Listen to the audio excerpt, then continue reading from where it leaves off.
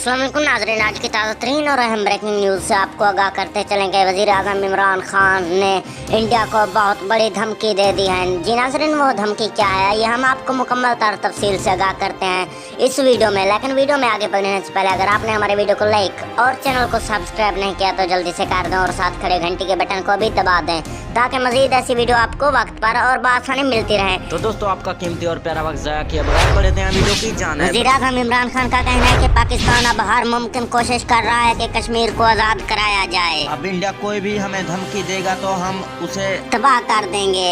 एक तरफ हमारे साथ चीन है और दूसरी तरफ हमारे साथ सऊदी अरब।